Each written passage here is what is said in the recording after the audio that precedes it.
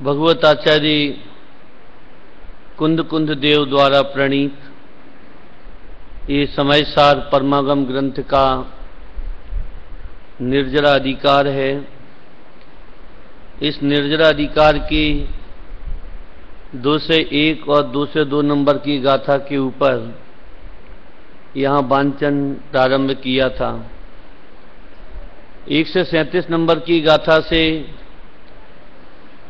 विषय को उठाया था कि 1 से 37 नंबर के कलश में आचार्य अमृतचंद देव ऐसा कहते हैं कि जो भ्रम से अपने को ज्ञानी मान लेता है और स्वयं ही प्रसन्न होता है, समिति आदि का भी पालन करता है, परंतु मूल वस्तु के स्वरूप को नहीं जानता, ऐसे जीव आज भी पापी हैं। और उन जीवों को पापी कहकर स्वयं उत्थानिका लिखते हैं और उत्थानिका में ये लिखते हैं कि रागी जीव सम्यक दृष्टि कैसे नहीं हो सकता।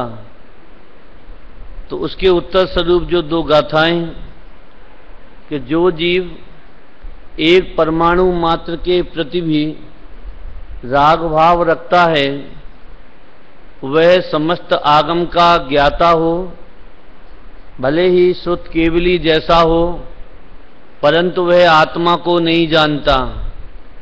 जो आत्मा को नहीं जानता वह अनात्मा माने परद्रव्य, वह अनात्मा को भी नहीं जानता। और जो आत्मा और परद्रव्य को नहीं जानता वो सम्यक दृष्टि कैसे हो सकता है। इतनी बात मूल गाथा में आचार्य ने की। फिर जो टीका का परसों वांचन किया था और टीका की जो अमृतचंद आचार्य देव ने जो पहली पंक्ति लिखी कि जो रागादिक भावों के द्वारा, देखो मैं पढ़ता हूं, आप लोग देखो ग्रंथ में, कि जिसके रागादिक अज्ञानमय भावों के लेश मात्र का भी सद्भाव है वह भले ही श्रुत केवली जैसा हो, तथापि वह ज्ञानमय भावों के अभाव के कारण आत्मा को नहीं जानता।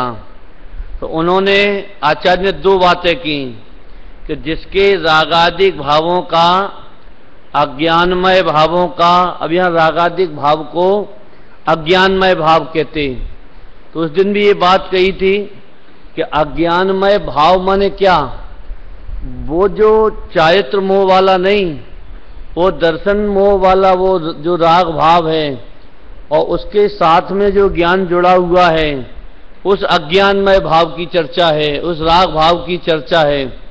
या अपनी सरल भाषा में कहें कि पर पदार्थों के प्रति जो एकत्व बुद्धि पूर्वक जो जानना होता है उस एकत्व बुद्धि पूर्वक जानने को यहाँ रागादिक अज्ञानमय भाव का सद्भाव है।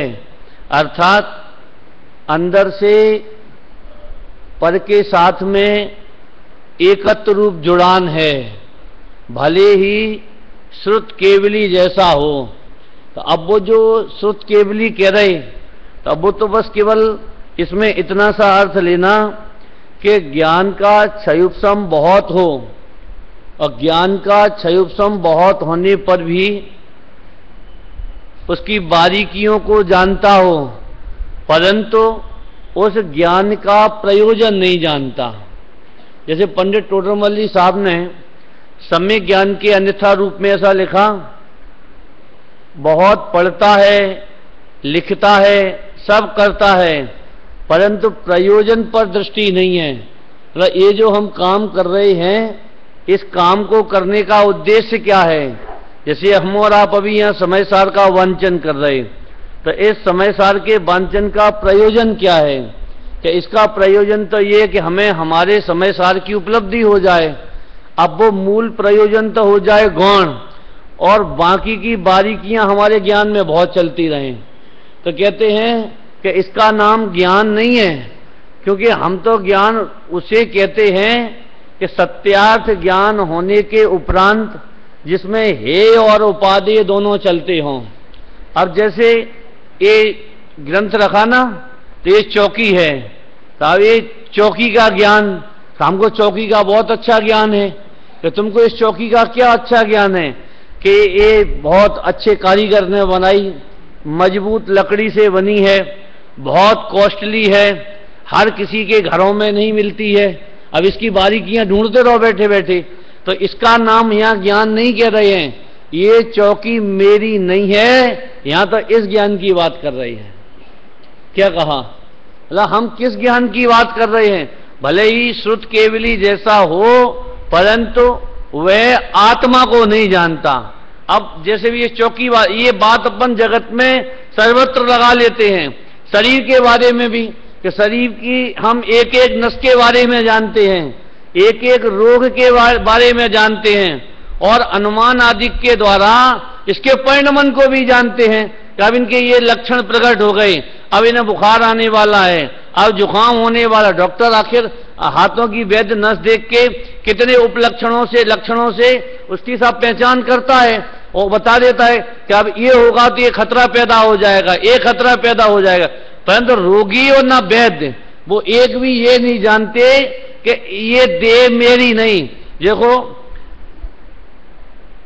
इसमें जो अमृतचंद आचार्य देव ये कहते हैं कि जो आत्मा को नहीं जानता वो अनात्मा को भी नहीं जानता।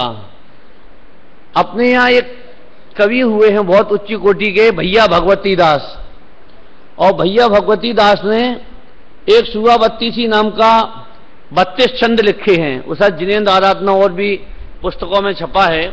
तो उसके जो मंगलाचरण के रूप में जो उन्होंने दो दोहा लिखे, 4 पंक्तियां लिखी, स्टार्ट बिल्कुल प्रारंभ भी उन्होंने यहां से किया कि आत्म सुवास गुरु वचन पढ़ते रहे दिन रैन, करत काज अघरीत के यह अचरज लखनेन, गुरु पढ़ावे प्रेम सौ याहू पढ़े मन लाए, और घट के पट जो ना खुले सवई अखारत जाए। वो क्या कहते? आत्मा को सुआ कहते। सुआ माने पैरेट, तोता, कि ये आत्मा रूपी तोता, कि आत्म सुआ सुगुरु वचन। सुगुरु वचन माने श्री गुरुओं के वचन, निर्ग्रंथों के वचन, कि आत्म सुआ सुगुरु वचन पढ़ते रहे दिन रैन। वो दिनों रात पढ़े कि आत्म सुआ सुगुरु वचन पढ़ते रहे दिन रैन, करत काज अघ रीत के, अग कहते हैं पाप को, ये करत काज अघ रीत के यह अचरज लखनेन, कि मेरे नेत्रों को ये बड़ा भारी आश्चर्य है कि दिन और रात ये जीव श्री गुरुओं के वचनों को पढ़ रहा है। कि करत काज अघ रीत के यह अचरज लखनेन, गुरु पढ़ावे प्रेम सो, और याहू पढ़े मन लाए, और घट के पट जो ना खुले सवई अखारत जाए। अब इसमें जो बलवान शब्द डाला कवि ने, भैया भगवती दास ने, वो कौन सा था? कि करत काज अघ रीत के, अग कहते हैं पाप को। तो यद्यपि हिंसा, झूठ, चोरी, कुशील, परिग्रह, इनको तो सारा जगत पाप कहता है। विषयों को भोगने की अभिलाषा, इसको भी जगत पाप कहता है। परंतु पाप मोह को भी पाप कहते हैं, राग को भी पाप कहते हैं। राग बुरा है, आश्रव बुरा है, आश्रव दुखदाई है। पर हम कभी शांति से बैठ के इन आश्रमों का अभाव कैसे होवे, इसमें हमारी बुद्धि नहीं चलती। एक बात थोड़ा व्यवहारिक रूप से अगर देखें तो जिन्होंने आश्रमों का अभाव किया है, अज्ञान का अभाव किया है, उनके निकट नहीं बैठते। हम भगवान के पास बैठ के कभी 2 मिनट शांति से हम ये विचार करते कि हे भगवान, है कभी ये अंदर में विकल्प आता है कि ये जैसी वीतरागता इनके प्रकट हुई है, ऐसी वीतरागता मेरे अंदर कैसे प्रकट हो। जैसे वो परसों के दिन दर्पण वाला उदाहरण दिया था ना, कि जैसे भगवान तो क्या है, ये बिंब है, प्रतिबिंब है, कि जैसे दर्पण में देखकर हम अपनी कालिमा को दूर करते हैं, चेहरा ठीक करते हैं, ऐसे ही भगवान को देखकर अपना अभिप्राय, ज्ञान, परिणाम, क्रिया, बोलो हमारा, हम अपना क्या क्या ठीक करते हैं। और गए, स्तुति पड़ी, अर्घ चढ़ाया, चावल चढ़ाया और चलते बने। जैसे जो परमानेंट रूढ़ी की क्रिया हो जाती ना, तो ऐसे परमानेंट रूढ़ी जैसी क्रिया हो गई। तो यहां जो कहते हैं कि करत काज अग रीत के, कि दिन और रात पढ़े, और दिन और रात पढ़ने के बाद काम भी पाप के करता रहे। पाप माने उसी राग में सुख बुद्धि मानता रहे। जैसे शरीर में रोग आए, तो रोग आए, बोलो सबसे पहला क्या याद आना चाहिए, क्या याद आना चाहिए, डॉक्टर याद आना चाहिए। और वो भी जैसे आंख में दर्द हो तो आई स्पेशलिस्ट की याद आती है, तो वहां दिखा लाएं। पर ये विचार नहीं आता कि ये भिन्न है और मेरा आत्मा और मेरा ज्ञान स्वभाव भिन्न है। मेरा कहने का तात्पर्य, ये भूख लगे, क्षुधा लगे, तो बोलो क्या याद आता है, रोटियां याद आती हैं, बढ़िया बढ़िया व्यंजन भोजन याद आते हैं, परंतु आत्मा का अनाहारी स्वभाव है ये याद नहीं आता है। आपने एक चीज पढ़ी होगी आदि पुराण में और भी पुराणों में, कि आदिश्वर को 6 महीने तक लगभग आहार की विधि नहीं मिली। 7 महीने 13 दिन जो भी था, 6 महीने का उपवास, 7 महीने कुछ दिन, 13 या 15 दिन आहार की उनको विधि नहीं मिली। तो जैसे वे भोजन के आहार के लिए जाते, तो जैसे उनके उस समय परिणाम थे, क्या कहा, और लौटते समय बोलो उनके कैसे परिणाम होंगे, मर गए, बेकार। अरे जिससे तो नहीं जाते आहार के लिए, वो ज्यादा अच्छा होता। ये फालतू में चलना हो गया, थकान हो गई और आहार मिला नहीं, क्यों, कैसे परिणाम होते होंगे उनके हैं? अरे जैसे आहार के विकल्प लेकर जाते थे, अरे आते समय उससे कई गुनी ज्यादा प्रसन्नता होती थी। क्यों, कि जो विकल्प था वो विकल्प टूट गया, वो विकल्प का काम खत्म हो गया। हम कोई कार्य के लिए जावे, अब वो कार्य संपन्न नहीं होवे, कार्य ना बने, तो अंदर में कैसा परिणाम आता है। प्रवचन सुनने जाएं और विद्वान ही नहीं आए, व्यवस्था नहीं बने, प्रवचन सुनने को नहीं मिले, तो अंदर में कैसा लगता है, बेकार गए थे।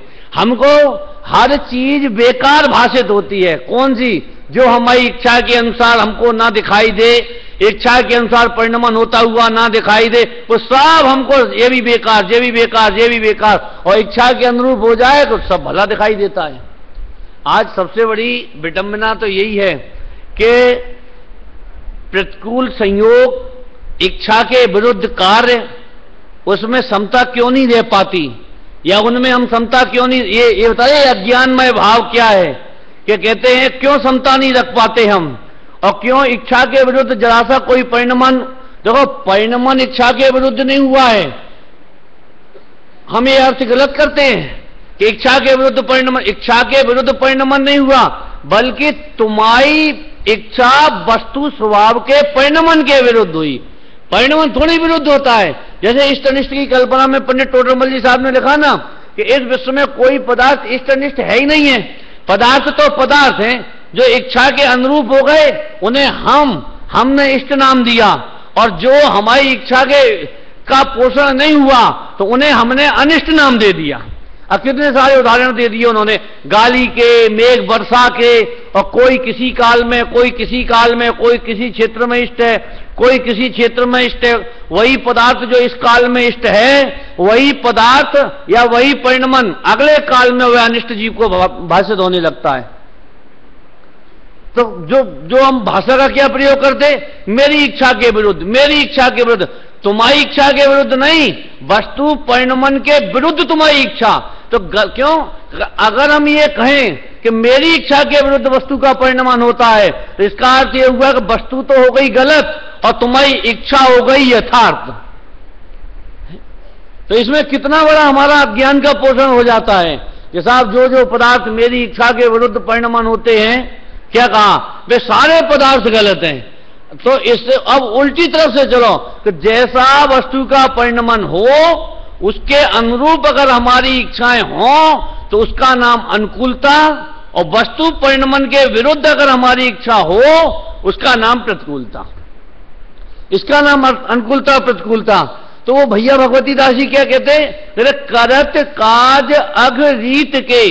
तो अघ माने पाप, तो कहते कौन से काज करता है कि जो जो भगवान ने कहा, जो जो श्री गुरुओं ने कहा, जो जो ज्ञानियों के वचन हुए, वो पढ़ता सुनता रहे और काम वही करता रहे, निरंतर काम वही करता रहे। अब वो कहें कि एक देह की एकत्व बुद्धि ये दुखदाई है, राग में सुख बुद्धि ये दुखदाई है।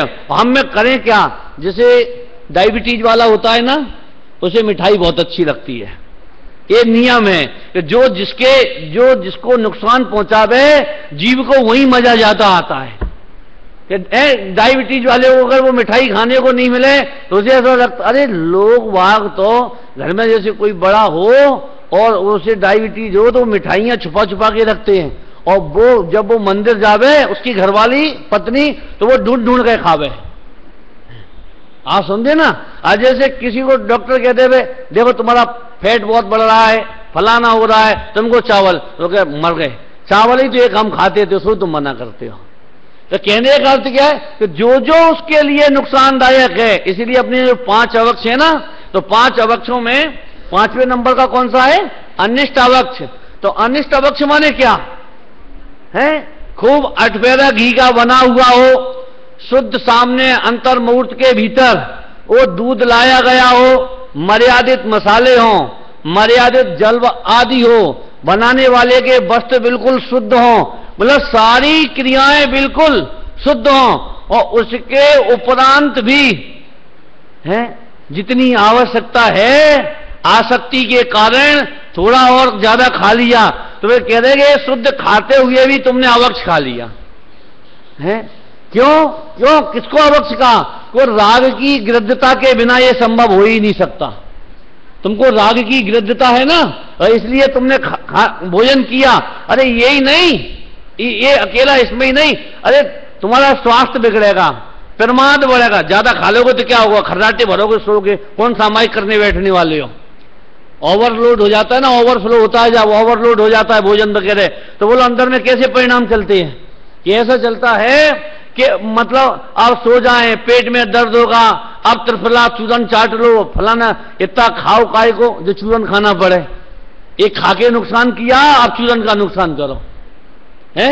तो वो क्या कहते हैं, जो जो चीजें, जो जो पदार्थ जीव के लिए अहितकारी हैं, जीव ने उन्हीं पदार्थों को सबको अंगीकार किया। तो यहां देखो, यहां ये क्या कहते कि यहां आचार्य कहते हैं कि जिसके रागादिक अज्ञानमय भावों के लेस मात्र का भी सद्भाव है, वह भले ही श्रुत केवली जैसा हो, तथापि वह ज्ञानमय भावों के अभाव के कारण आत्मा को नहीं जानता। क्या कह रहे हैं, ज्ञानमय भावों के अभाव के कारण। ज्ञानमय भाव कौन से होते हैं, आगे इसी अधिकार में टीकाओं में आचार्य ने ज्ञानमय भाव, अज्ञानमय भाव बहुत चर्चा की कि ज्ञानी के सारे भाव ज्ञानमय हैं और अज्ञानी के सारे भाव अज्ञानमय हैं। अरे संबद्ध अधिकार में तो ऐसा कलश आया है कि ज्ञानी के सभी भाव ज्ञान से बने हुए हैं, अज्ञानी के सभी भाव अज्ञानमयी है। कि ज्ञानी जितने भाव करे, चाहे भोग के परिणाम करे, चाहे युद्ध के परिणाम करे, चाहे लड़ने झगड़ने के परिणाम करे, चाहे दुकानदारी के परिणाम करे, रोटी बनाने खाने के परिणाम करे, तो उन परिणाम सारे परिणाम ज्ञानमय।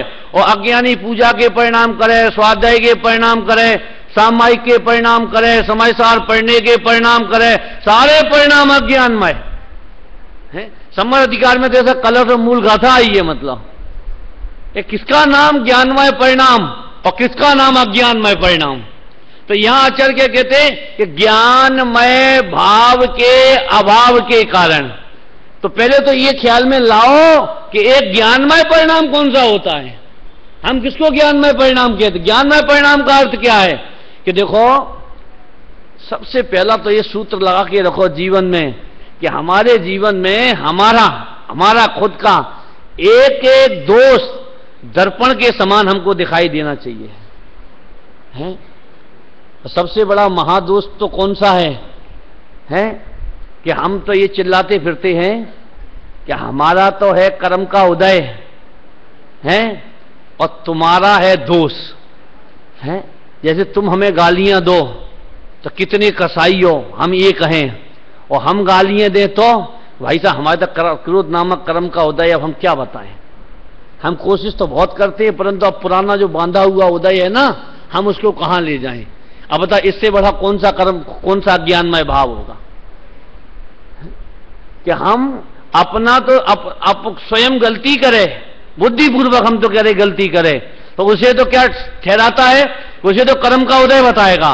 और सामने वाले से हो जाए तो उसका, बल्कि होना यह चाहिए कि जो भी जीव करे उसे तो अपना दोष स्वीकार करे और सामने वाले का कर्म का उदय स्वीकार करे, तो जीव के जीवन में समता आएगी। निसमता कैसे आएगी बताओ। और सबसे बड़ी बात तो यह है कि हमें हमारे जीवन में कोई गलती हमको दिखाई ही नहीं देती। जितना भी हमें गलत दिखाई देता है ना, वह सारा, अब हम कहते आप ज्ञानियों के उदाहरण ले लो, प्रथमान योग से बोलो, किसका उदाहरण लोगे आप।